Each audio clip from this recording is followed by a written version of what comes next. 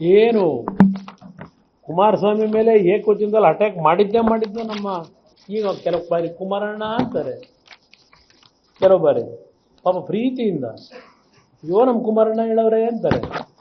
ಇನ್ನೊಂದು ಕಡೆ ಯಾವನೋ ಅವನು ಇವನು ಅಂತ ಇನ್ನೊಂದು ಕಡೆ ಮಾತಾಡ್ತೀಯಪ್ಪ. ನೋಡಿದ್ದೀನಿ ಯಾವ ಥರ ಬಂದಿದ್ದೀರಿ ನೀವು.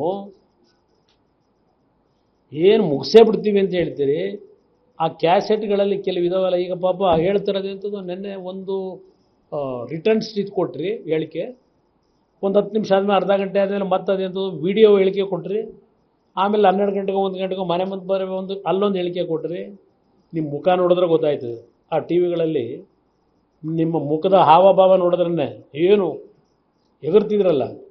ನೆನ್ನೆ ಯಾಕೋ ಸ್ವಲ್ಪ ಬಾಲ ಸುಟ್ಟ ಬೆಕ್ಕು, ಬಾಲ ಸುಟ್ಟ ಬೆಕ್ಕಿನ ಕಥೆ ಆಗೈತಿ. ಈಗ ಕೊಡಿತಾ ಈಗ ನಿಮ್ಮ ಮೆಸೇಜಿಂದ ತನಿಖೆ ಮಾಡ್ತೀರಾ, ನಿಮ್ಮ ಶಿವಕುಮಾರ್ ಇನ್ವೆಸ್ಟಿಗೇಷನ್ ಟೀಮಿಂದ ಆಗುತ್ತಾ ಮಾಡಕ್ಕೆ ನಿಮ್ಮ ಕೈಲಿ? ಯಾರನ್ನ ಮುಳುಗಿಸ್ಬೇಕು ಅಂತ ಹೊರಟಿದ್ದೀರಿ? ಪಾಪ ಅವನ್ಯಾರೋ ಬೇಳ್ತಾನಲ್ಲ, ದೇವೇಗೌಡರ ಕುಟುಂಬನ JDS ಪಕ್ಷವನ್ನ ಸರ್ವನಾಶ ಮಾಡಕ್ಕೆ ಎಲ್ಲ ಸಿದ್ಧತೆ ಮಾಡ್ಕೊಂಡ್ಬಿಟ್ಟಿದ್ದೀವಿ. ಎಲ್ಲ ಹೋಗಿದೆ, ಹೆದರಬೇಡ. ಹೇಳಿಕೆ ಕೊಡು ನೀನು ಅಲ್ಲೋಗಿ. ನನಗೇನಾದ್ರು ಜೀವಕ್ಕೆ ಅಪಾಯ ಆದರೆ ಕುಮಾರಸ್ವಾಮಿ ಕಾರಣ ಅಂತೇಳಿ ಹೇಳಿಕೆ ಕೊಡು, ಬರ್ಸು ಅಂತಾನೆ. ಕುಮಾರಸ್ವಾಮಿ ಕಾರಣ ಅಂತೇಳಿ ಬರ್ಸು ಅಂತ ಹೇಳಿ. ಏನು ಪರವಾಗಿಲ್ಲ.